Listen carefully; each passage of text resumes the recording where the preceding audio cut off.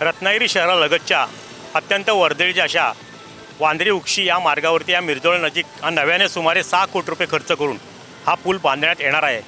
सध्याच्या परिस्थितीमध्ये ह्या ठिकाणून वाहतुकीची जी वर्दळ दिसते त्याला मुख्य कारण म्हणजे संगमेश्वर नगरीत मुंबई गोवा हायवेच्या कामामध्ये काही त्या ठिकाणी अडचणी निर्माण झाल्यात।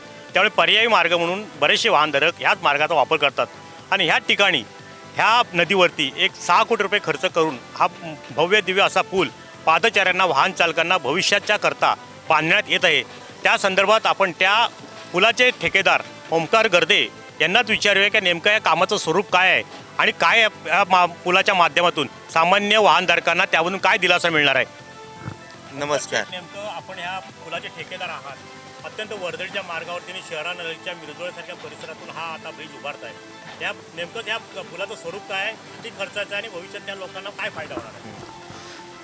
हा पूल बॉक्सेल स्वरूपाचा आहे। असे एक 6 युनिट आहेत 7.5 मीटरची आणि टोटल लांबी 65 मीटर आहे आणि पुलाचा खर्च हा मुख्य पुलाचा खर्च 5 कोटी रुपये, ॲप्रोच जोड रस्ता जो आहे तो 1.25 कोटी, असं 6.25 कोटी रुपयाचं काम आहे।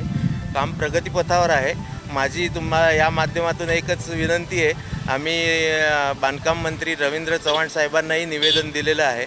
एवढं काम चालू असूनही आजपर्यंत 1 रुपयाही मिळालेला नाही आहे, त्यामुळे काम पूर्ण करणं गरजेचं आहे। मी त्या दृष्टीने दिवसरात्र काम करतो आहे।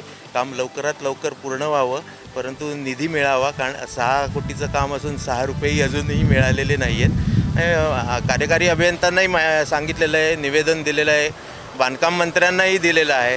तरी आपल्या माध्यमातून पण मी एक तुम्हाला परत विनंती करतो की लवकरात लवकर PWD मार्फत निधी उपलब्ध व्हावा व उर्वरित काम पूर्ण व्हावं, जेणेकरून सर्व लोकांची गैरसोय टळेल। कारण मुख्य काय रत्नागिरी हातखंबा रोडचं काम चालू असल्यामुळे सगळे चिपळूण, मुंबई, गुहागर, सगळे गणपतीपुळे ह्या मार्गावर ह्या रस्त्यावरूनच जातात।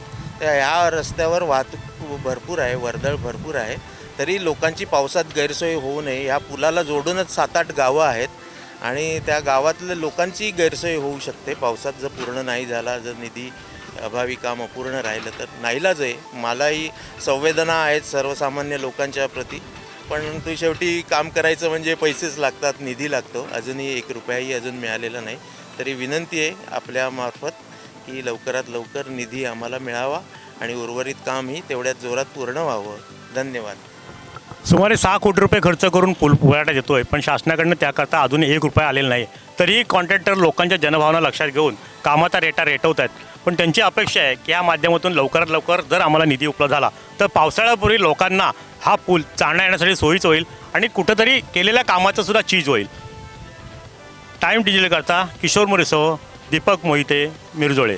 टाइम्स डिजिटलला लाईक करा, सबस्क्राईब करा, शेअर करा आणि बेल आयकॉन दाबायला विसरू नका। पाहत रहा टाइम्स डिजिटल।